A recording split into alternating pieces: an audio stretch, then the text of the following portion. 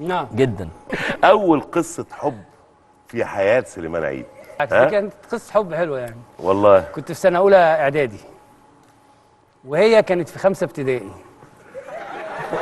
الله. وكانت جميله جدا جدا يعني. كل يوم تعدي من تحت البلكونه طفله ما لازم طفل. تبقى جميله. وتعدي من تحت البلكونه الطفله دي وهي رايحه المدرسه الصبح وتضحك لي. تضحك لك؟ فانا اضحك لها. اكيد مختله. دي راجعه من المدرسه تضحك لي وانا اضحك لها. فكانت امي عملت لي توب كامل لون واحد، حوالي 12 بيجامه. ليك انت لوحدك؟ لا لاصحابي. اصحاب ما هم بيجوا يذاكروا معايا ويباتوا معايا يعني عامله لهم يونيفورم. عامله لهم يونيفورم كل واحد كان الارضيه بيضه كده ومربعات ازرق كده. تحس انهم مجانين مساجين. يعني حاجه مش طبيعيه. ونقعد مع بعض كده كلنا مجانين مساجين صحاب سليمان كده يعني. تعرفوا ايه عن الماورائيات؟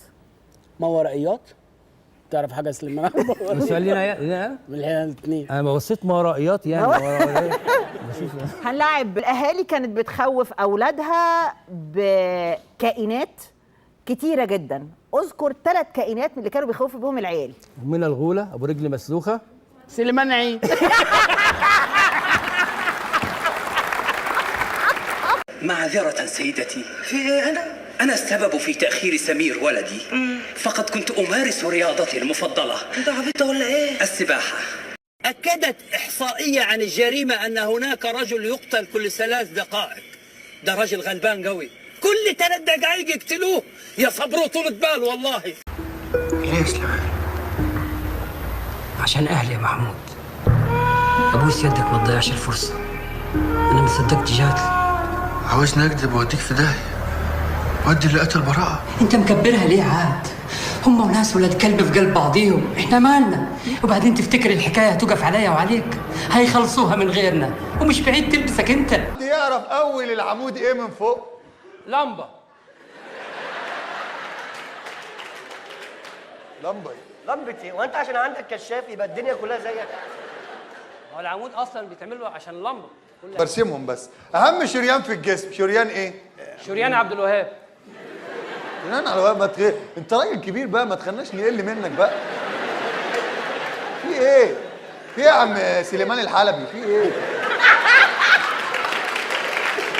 ال4 دقايق دول بيحصل فيهم مشاعات وبلاوي درجه. انت بتتكلم عن الوقت كانه مفيش حاجه. خلينا على 3 دقايق. 3 دقايق ايه يا راجل؟ حرام عليك. احنا بقينا عالم ثالث بسبب استهتارنا بالوقت. ال3 دقايق دول كتير. دقيقتين. ده انا جوزت وخلفت 5 عيال في الدقيقتين دول. دقيقه واحده. دقيقه. مفيش فايده مفيش فايده. يا عم اطلع هات السلم، خلينا اطلع على صلح الدش. ربع ساعه واجيبه لك. الحلقة دي كان نفسي أقدمها من زمان، من بداية ما فتحت القناة، لأن الراجل ده مش مبالغة، أي فيلم كان بيظهر فيه كان بيبقى بونبوناية الفيلم، حتى لو ظهر في مشهد أو 2. سليمان عيد زيه زي محمد شرف ولا يقل موهبة عن أي كوميديان. وعلى فكرة سليمان عيد كان ليه مدرسته الخاصة في الضحك، بيضحك بطريقته الخاصة. الراجل ده شارك في أكتر من 290 عمل، ما نقدرش نشوف عمل من دول وما تلاقيهوش سايب بصمة فيه. من الأعمال السيئة اللي ب3 جنيه ونص كان ظهور سليمان عيد اللي كان بيبقى حلو في الأفلام دي. أنا الراجل ده بشوفه البونبونية بتاعت السينما المصرية، فليه سليمان عيد بونبونية السينما المصرية. السلام عليكم، أهلا بكم في برنامج الفيلم انزل بالتتر يا ابني. سليمان عيد كان محظوظ قوي في بدايته، لأنه ابتدى مشواره الفني من باب الزعيم عادل إمام. الراجل ابتدى تمثيل في أواخر الثمانينات من خلال مسرحيات زي جحا يحكم المدينة وفارس وبني خيبان مع عملاق الكوميديا سمير غانم. لكن أول مشاركة نقدر نقول عليها مشاركة حقيقية من سليمان عيد كانت في الإرهاب والكباب، وبعدها من خلال مسرحية الزعيم اتعرف فيها جدا سليمان عيد بدور أبو سيد. يا استاذ عادل كنت شغال معاه في الزعيم. تعملوا الزعيم ساعتها؟ فقال لي يا سليمان بقى ايه هو يعني المسرحيه دي جت بشكل غريب جدا. انا كنت في شهر العسل ونازل منه ورايح مسرحيه اسمها جوز ولوز. لقيت المسرحيه قفلت وانا عليا اقساط في الشقه وراجع من شهر العسل عامل حساب اني هقبض وكده.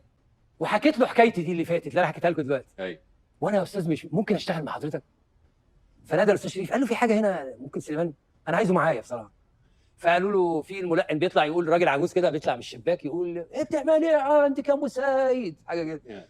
فقال لي انت عجوز؟ قلت له انا اصلا عجوز يا استاذ.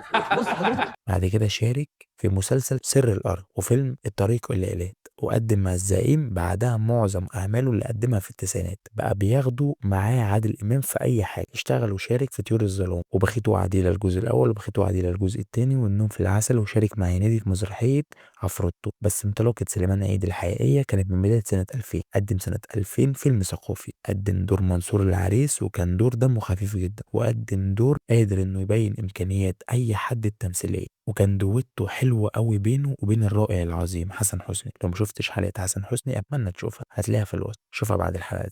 وهو دور السكرتير في فيلم النظر. قد ايه الراحل سليمان عيد كان سوسة في الفيلم ده، وقدم الدور ببراعة ولا أكمل وجه الحقيقة. قدم مع هنيدي برضو دور علاء في جاءنا البيان التالي، وساب بصمة جميلة في الفيلم ده. يا علاء انا علاء انت وعلاء في الواقع انت هترجع ستوب، ما تليفوناش بقى يا اخوانا، عيب كده، عيب، الجو حر خلقه. وشارك معاه برضه في عسكر، شارك مع أشرف عبد الباقي في حكايات زوج معاصر، وعمل دور فؤاد الراجل بتاع نسيب في اوعى وشك. ما كانش ليه حل برضه. وشوف لما جه يعمل دور جد في فول الصين العظيم بشخصية عبده جابر الشرقاوي عمله ازاي. مبدع سليمان عيد، حتى لو في دور صغير لازم يعلم معاك، والصعوبة هنا بقى وسقطت في الامتحان يا خيخه. ما انتوا بتضربوا يا بطلوا تهويل. ومالها خلفة البنات؟ ده مديحه بنتي برقبته، على الاقل بتتاجر في المخدرات. وده يبقى عايش يا معلم؟ ده المنافس الوحيد لينا في السوق. المنافس. عمل بعدها مسلسل عفريت السيالة، دور جامد برضه، دور سيد أنمي. قدم دور جامد قوي في الباشا تلميذ، قمة الضحك يعني، بدور جندي الأرياف. قدامي اتفضل يا فقر. انا وحشني نفسوني ابعت لك عيش وحلاوه كل يوم يا فقر. كل يوم ابعت لك عيش وحلاوه.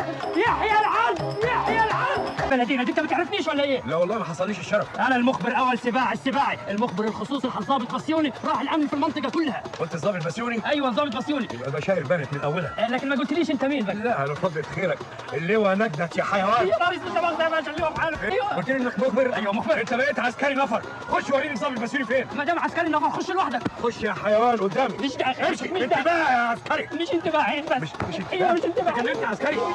والدور الأيقوني عم نصر في عيال حبيبة، وظهوره ومشاركته التي لا تنسى في فيلم زكي شان بدور عابدين حارس أمن النادي. حالا قدامك الانسه شيرين. لا 20 ولا 21 ولا 22. لا شيرين ولا ايه؟ ولا 21 ولا 22. عجبتك؟ دي حلوه جدا. ربنا يخليك. ده انا كل يوم بقولها لها كده وما بتضحكش، محدش بيضحك عليها خالص. تعالى كل يوم بقولها لك بتضحك كده. ربنا يكبر بخاطرك. ربنا يخليك ربنا يخليك. واسم كريم ايه ان شاء الله؟ عابدين. ولا واحد عابدين ولا اثنين عابدين ولا جديده دي. ودور سامبو في السيد ابو العربي، وساب بصمه حلوه قوي في دور ادريس في الفيلم الهابط جدا عليا الطرب بالثلاثه. السلام عليكم. بس وادي الفحم واصل. ايه ده؟ انتوا بتهششوا؟ لا بنذاكر.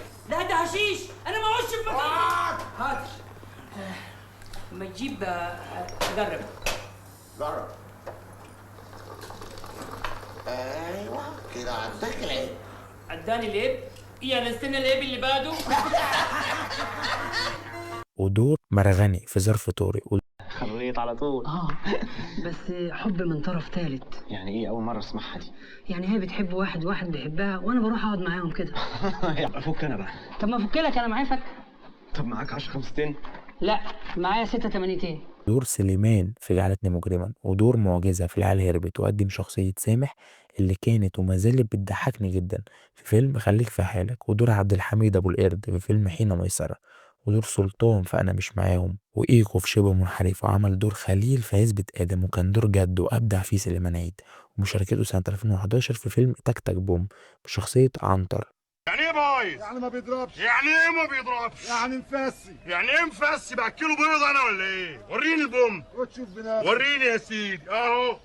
ايه اللي حصل؟ ودور حسنين في الأنسة مامي، آخر مشاركة حقيقية للفنان سليمان عيد بالنسبة لي كانت في فيلم فبراير الأسود بدور نزهة، وكان عامل دور حلو قوي قوي في الفيلم ده. مساحته كانت كويسة، وساب سليمان عيد بصمة في الفيلم ده. دي كانت حلقة خفيفة كده بتفكرنا بواحد من أهم الناس ومن أهم الممثلين اللي لعبوا أدوار صغيرة في الألفية الجديدة، وقدروا من خلالها إنهم يسيبوا بصمة ذكرى تفضل عايشة مع الجمهور، وهيفضلوا فاكرينهم لأن مشاركتهم كانت في أغلبية الأفلام اللي أنت بتحبها. يفضل عايش سليمان عيد في قلوبنا وهنفضل فاكرينه لأنه كمان غير إن هو كان فنان رائع كان برضو إنسان رائع.